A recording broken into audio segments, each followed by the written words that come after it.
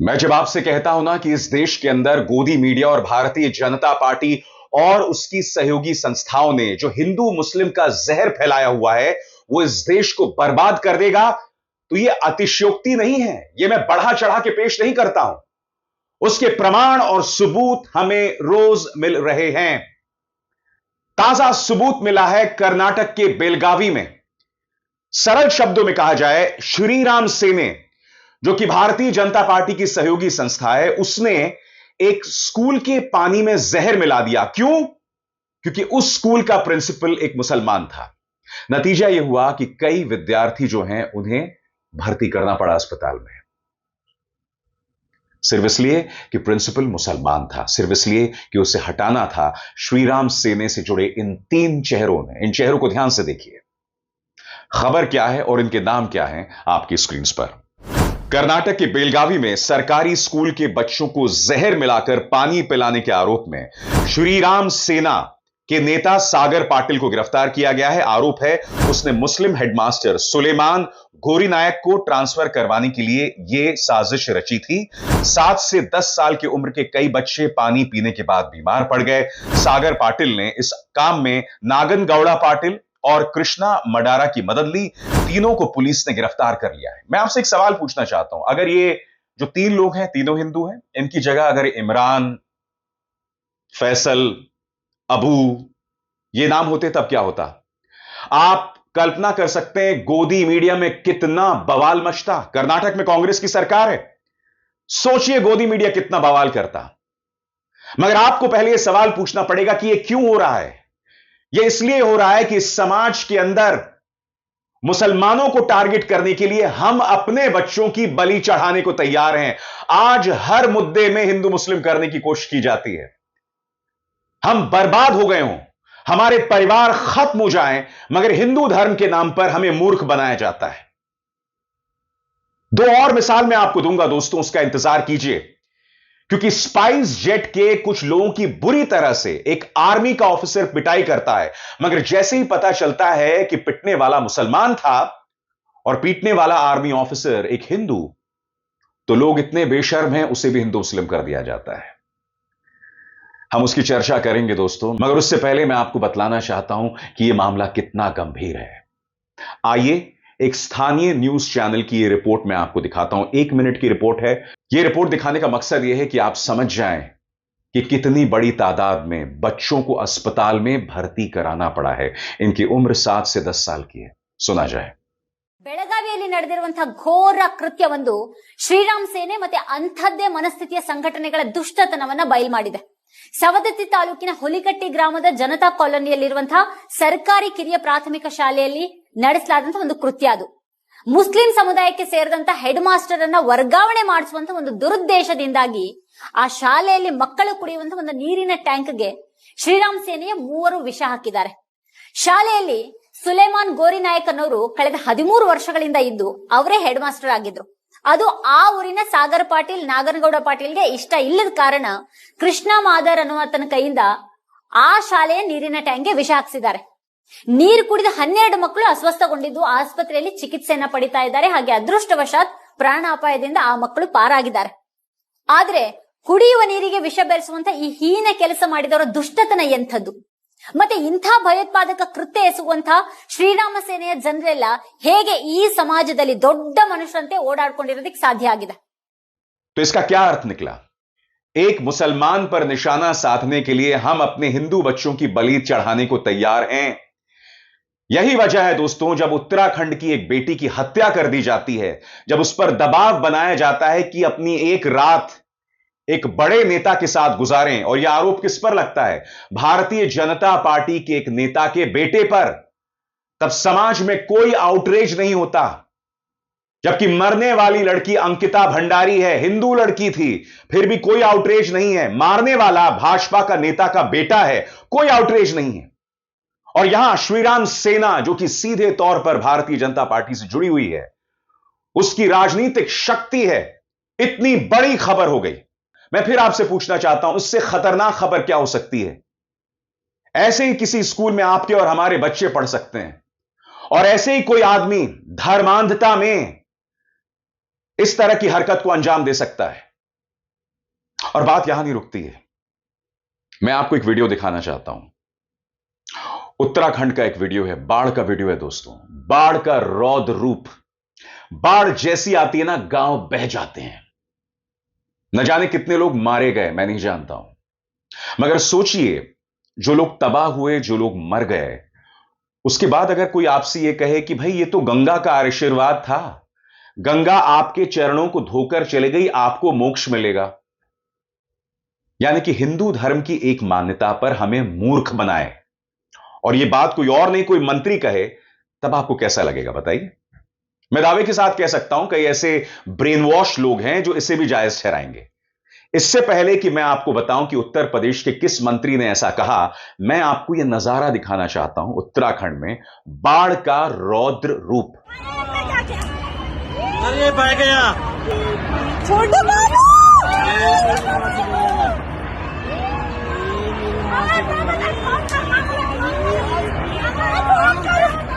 मामा चले गया सेफ जगह।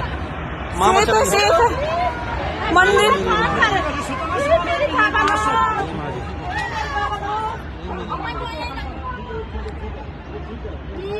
मैं बोलने लगी हूँ कि फोन कर तब वही अपना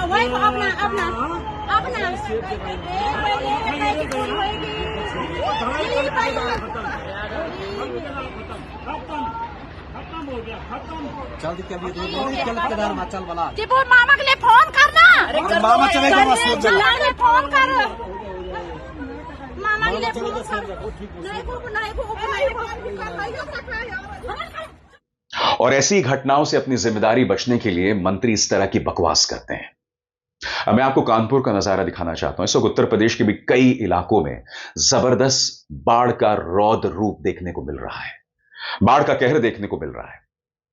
अब सुनिए उत्तर प्रदेश के मंत्री संजय निषाद क्या कह रहे हैं कि भाई ये जो गंगा का रौद्र रूप आप देख रहे हैं, ये जो बाढ़ है, ये दरअसल गंगा का आशीर्वाद है।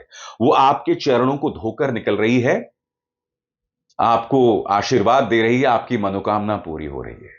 यानी कि बाढ़ से उपजी हालात को आप कंट्रोल नहीं कर सकते। आप सुनिए माननीय मंत्री जी क्या कह रहे हैं, किस तरह से आपको सल्फेट बनाया जा रहा है धार्मिक मान्यताओं के आधार पर। छाती से पानी हो जाता है उसमें कहां तक आगे तक। चलो कौन लेके आ रहा है? गंगा मैया गंगा पुत्रों का पांव धुलने के लिए आते हैं। वो बात सही है। गंगा के पुत्र सीधे स्वर्ग जाते हैं, गंगा जी को पाते हैं। इधर कोई मकान नहीं है, सब चीज़ आते हैं, सब विरोधी जो है विरोधी लोग आप लोगों को घुसते उल्टा पड़ाते हैं। समझ गए? आइए सब आके है जो देखो गंगा जी आ जाती है, गेहूं कैसा होता है कि नहीं? और आगे बढ़ने से पहले एक जरूरी संदेश, मेरे कार्यक्रमों के लिए आप नोटिफिकेशन का इंतजार मत कीजिए, मेरे चैनल में जाइए और खुद जाकर कार्यक्रम देखिए और रहिए अपडेटेड। और हां, ज्वाइन कीजिए मेरा चैनल, देखिए यह जरूरी संदेश।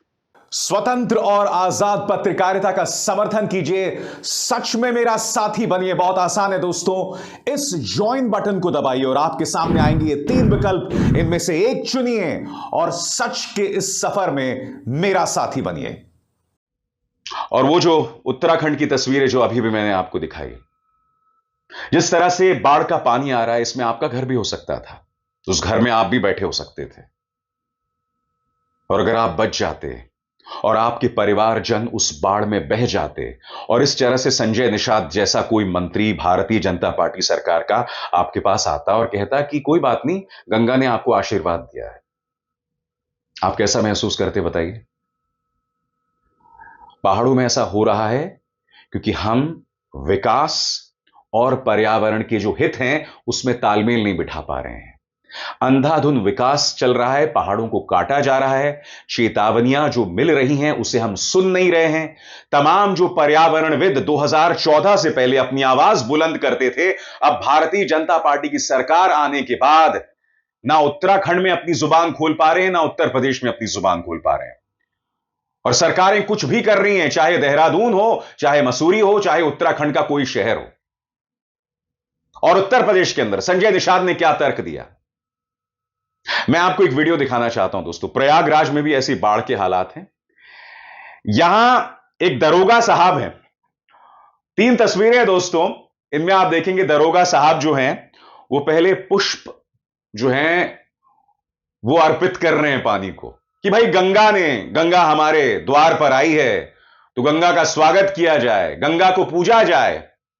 मगर वो वहां तक सीमित नहीं रहते हैं, फिर वो उस गंगा में डुबकी लगाते हैं, आचमन करते हैं, ये बताने के लिए कि देखो साहब, गंगा मां गंगा हमें आशीर्वाद दे रही है। इससे बेहतरीन सटायर का कोई नमूना नहीं हो सकता। और ये सटायर कौन कर रहा है? एक दरोगा साहब कर रहे हैं, प्रयागराज के एक दरोगा साहब। ये विवशता दिखाती है प्रशासन की। दरोगा साहब कहीं ना कहीं आईना दिखा रहे हैं एक ऐसी सरकार को, वो सरकार जो हमारे धार्मिक आधार पर, हमारे धार्मिक भावनाओं के साथ खिलवाड़ करती है, और जब उसकी जवाबदेही की बात आती है तो हमारे साथ बकवास किया जाता है। कुंभ में जब लोग मारे जाते हैं तो कहा जाता है नहीं साहब, आपको तो मुक्ति मिल गई। इस तरह के तर्क दिए जाते हैं। लिहाजा दरोगा साहब ये जो सटायर कर रहे हैं ना, इससे बेहतरीन मिसाल कोई नहीं हो सकती है। मगर जो दो मिसाल मैंने आपके सामने पेश की, उसका क्या अर्थ है? उसका सिंपल सा अर्थ है कि आज हिंदू मुस्लिम के नाम पर हम सबको इस कदर, हमारे अंदर इस कदर जहर भर दिया गया है कि हिंदू मुस्लिम के नाम पर अब हम अपने ही बच्चों का नुकसान कर रहे हैं। ब्रेन वॉशिंग जो चल रही है उसका नतीजा हमारे सामने है। हम लोग ब्रेन डेड ज़ॉम्बीज की एक भीड़ को खड़ी कर रहे हैं, और जहां पर सरकार से सवाल पूछे जाते हैं वहां संजय निषाद जैसे मंत्री तर्क देते हैं कि नहीं साहब, ये तो गंगा का आशीर्वाद है, बह जाओ, मर जाओ, भाड़ में जाओ। नेता विपक्ष सवाल पूछता है सरकार से कि भाई चीन कैसे हमारी जमीन पर घुसा, कैसे कब्जा किया, तो खुद सुप्रीम कोर्ट के एक जज उन्हें देशद्रोही बता देते हैं, उनकी देशभक्ति पर सवाल उठा देते हैं। यह है संगोल युग, यह है भारत का रामराज्य।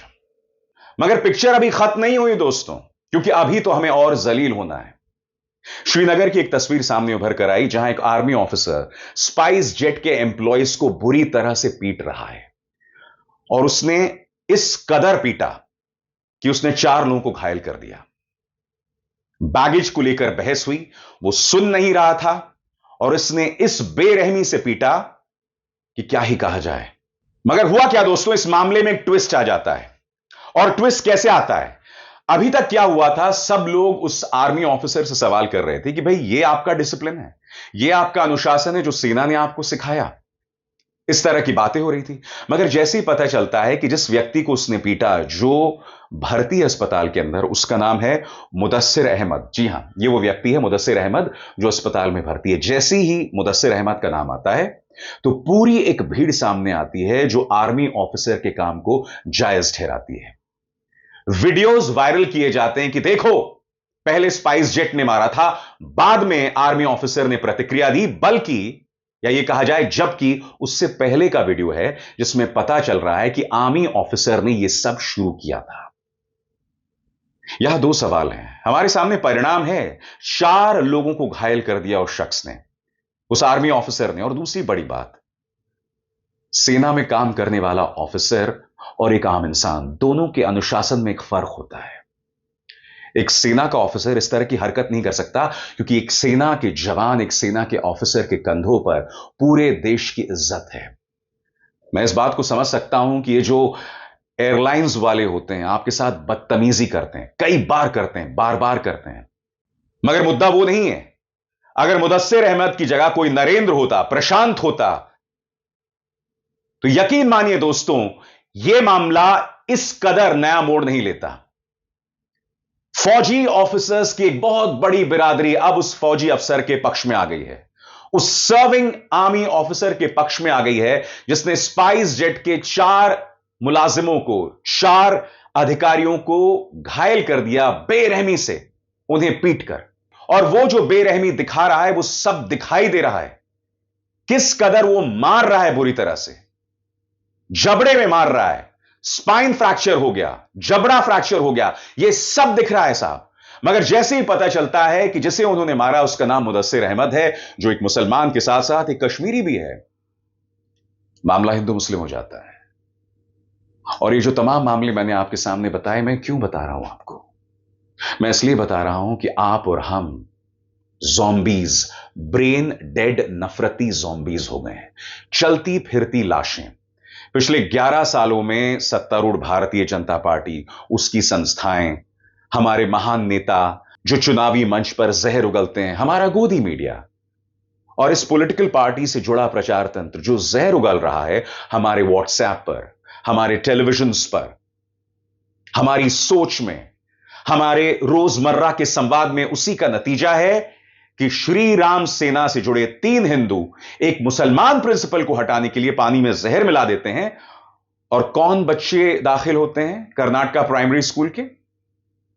जाहिर सी बात है उनमें कुछ हिंदू भी होंगे या ज्यादातर हिंदू होंगे। बाढ़ आती है तो मंत्री जी क्या कहते हैं? गंगा का आशीर्वाद है, चाहे आपका पूरा परिवार उस बाढ़ में बह जाए। स्पाइस जेट के मुलाजिम और एक आर्मी ऑफिसर में टकराव होता है, उस मुद्दे को भी हम हिंदू मुस्लिम कर देते हैं। आपको अंदाजा है कि आप अंदर से मानसिक तौर पर, नैतिक तौर पर किस कदर खोखले हो गए हैं। और जैसे मैंने कहा, अब भी आप कमेंट सेक्शन में देखिएगा, कई नफरती चिंटू आ जाएंगे मुझे गाली देने, जबकि मैं आपसे एक भारतीय के तौर पर बात कर रहा हूं, आपसे अपील कर रहा हूं कि खुद को बर्बाद मत कीजिए। इस देश की 80% आबादी हिंदुओं की है और अगर कोई पॉलिटिकल पार्टी सोचती है कि उन 80% को बुरी तरह से ब्रेन वॉश करके, जहर से सराबोर करके, नफरत से सराबोर करके, उन्हें 24 घंटे डराकर, धमकाकर और भड़काकर देश की तरक्की करवा लेंगे, तो वो मुगालते में, वो गलत फहमी में। ये सब करके देश का भला कभी नहीं होने वाला है। इस चेतावनी पर गौर कीजिएगा प्लीज। अपनी सोच को बचा लीजिए, अपनी सोच को बचाएंगे तो इस देश को बचा लेंगे। अभिसार शर्मा को दीजिए इजाजत। नमस्कार।